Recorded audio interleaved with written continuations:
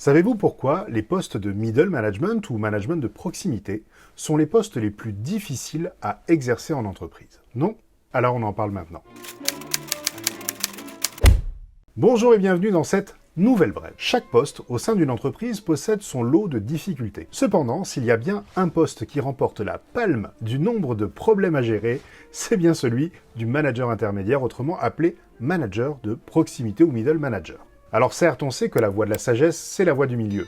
Mais honnêtement, se retrouver au milieu n'est pas toujours très confortable et peut-être encore plus dans une entreprise. Voici donc les 3 raisons qui font que le management intermédiaire est le plus difficile des métiers. Première raison, ils sont la zone tampon située entre le marteau et l'enclume. Regardez, ils se situent dans cette zone où ils doivent faire appliquer des décisions qui ne sont pas les leurs, pour être ensuite tenus responsables de résultats ou d'échecs qui ne sont pas les leurs non plus.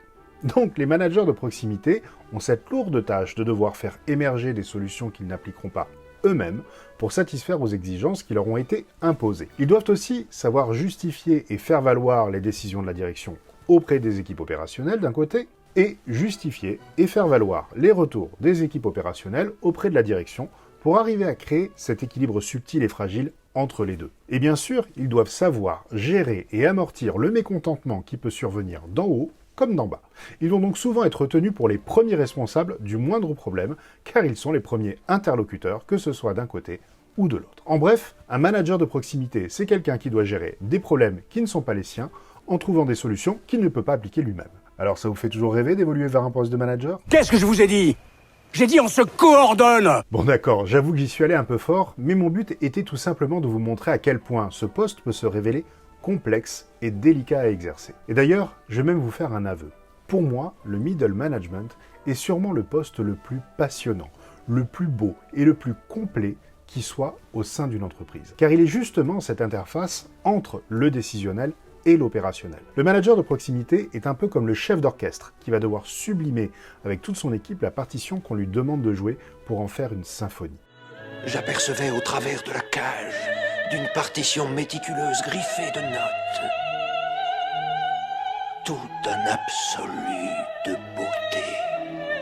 Il est celui qui a pleinement conscience à la fois des priorités de la direction et de la réalité du terrain. C'est donc un poste tout simplement passionnant et un poste clé, car c'est un poste charnière. Vous l'aurez bien compris, cette position intermédiaire est très délicate et très fragile, et donc le risque que les problèmes y surviennent est plus important que partout ailleurs. Et étonnamment, cette spécificité n'est que très rarement prise en compte et va donc être empirée à cause des 2 raisons suivantes. La raison numéro 2, c'est donc le manque cruel, voire l'absence totale de formation à ce poste. Et oui, d'un côté, nous avons le top management, la direction, dont le métier est de réfléchir à des stratégies d'évolution et de croissance de l'entreprise. Ils ont donc ce savoir-faire de réflexion stratégique, mais comme ils ne sont pas responsables de la mise en application de ces stratégies, ils ont donc besoin de pouvoir s'appuyer sur une personne qui possède et excelle dans le savoir-faire opérationnel nécessaire à la mise en œuvre de ces stratégies. De l'autre côté, nous avons les employés qui appliquent ce qui a été décidé par la direction. Donc, qui allons-nous choisir en toute logique pour faire l'intermédiaire?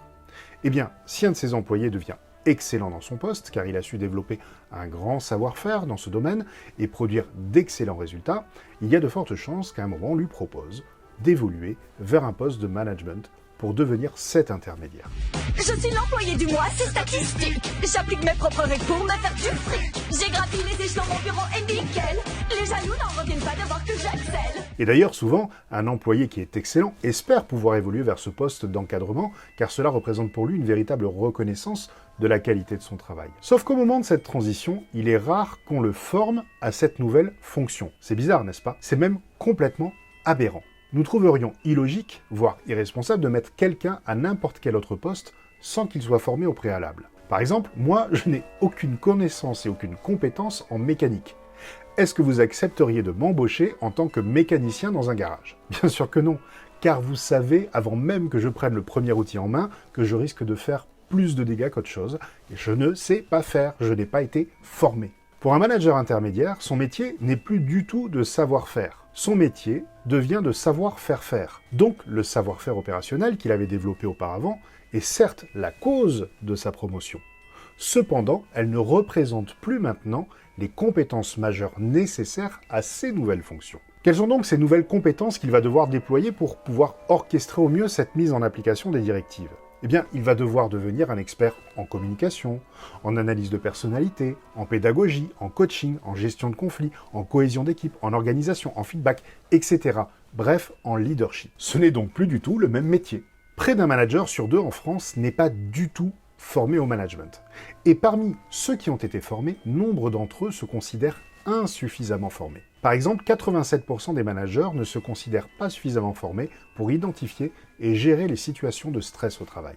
Alors imaginez, vous évoluez vers un poste de management intermédiaire, et donc vous allez vous retrouver à gérer un des postes les plus sensibles et les plus techniques de l'entreprise. Mais vous allez devoir deviner, tout seul, comment faire. Pas mal, n'est-ce pas? C'est ici la raison principale pour laquelle la plus grande partie des problèmes que rencontrent les entreprises se produisent au niveau du middle management. Ce qui est triste dans tout cela, c'est que la grande majorité des managers de proximité sont des personnes extraordinaires qui veulent bien faire. Elles cherchent en général par elles-mêmes à se former à travers des livres, à travers des vidéos, etc. Ils ont envie d'apprendre, ils veulent être force de proposition auprès de la direction. Ils veulent aider leurs équipes à développer leurs compétences, mais on ne leur donne pas les outils pour. La troisième et dernière raison qui fait que c'est sûrement le métier le plus difficile, c'est qu'ils sont perçus comme ceux qui doivent assumer les problèmes, plutôt que comme ceux qui sont des apporteurs de solutions à ces problèmes. Et oui, comme nous l'avons dit, ils sont coincés entre 2 strates. Mais malheureusement, cette position fait qu'ils sont souvent coincés. Ils sont coincés tout court dans leur marge de manœuvre. Pour beaucoup de directions d'entreprise, seuls les résultats comptent.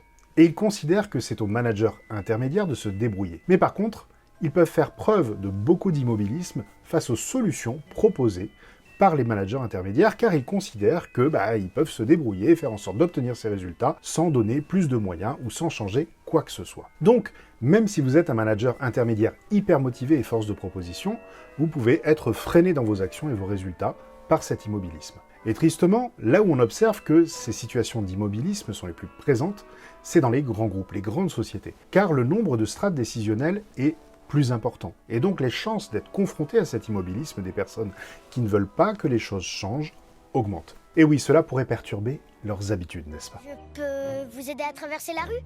Non, Je peux vous aider à traverser votre jardin? non. Alors, je peux vous aider à traverser votre couloir? Mais ce processus vicieux va encore plus loin. Car s'il y a beaucoup de strates, voir un jeune manager motivé qui a d'excellentes idées, c'est prendre le risque de le voir évoluer et peut-être même nous remplacer ou nous dépasser. Et d'ailleurs, ce que j'observe aussi parfois, ce sont des collègues managers plus anciens, des managers de proximité, qui sont déjà passés par là, qui eux aussi fut un temps ont essayé d'apporter de la nouveauté, mais ils n'y sont pas parvenus. Ils ont donc baissé les bras et sont rentrés dans une routine de fonctionnement. Et ils ne veulent donc surtout pas que ce nouveau promu vienne perturber leurs habitudes et surtout réussissent là où eux, ils ont échoué. Ils vont donc chercher à le décourager, de persévérer, en leur expliquant qu'il vaut mieux laisser tomber, car cela ne fonctionnera pas. Et c'est ainsi que l'on reste bloqué dans cette posture à accepter d'assumer les problèmes, plutôt que de chercher à solutionner les problèmes. Voilà les amis, voici les 3 raisons qui font que le middle management est très probablement le métier le plus difficile en entreprise. Mais gardez à l'esprit que c'est aussi le métier le plus passionnant et le plus formateur. Et il vous permettra d'apprendre énormément sur vous et sur les autres. Et rassurez-vous, il y a plein de belles entreprises qui vous laisseront beaucoup de latitude dans vos actions et qui vous formeront. Si, je vous assure, elles existent. À bientôt. Et n'oubliez pas, si vous voulez booster votre leadership, vous pouvez télécharger gratuitement mon e-book sur mon site internet. Le lien est dans le descriptif de la vidéo. Et pour vous abonner, vous cliquez à gauche. Et pour voir une autre vidéo, vous cliquez à droite. Allez, à bientôt.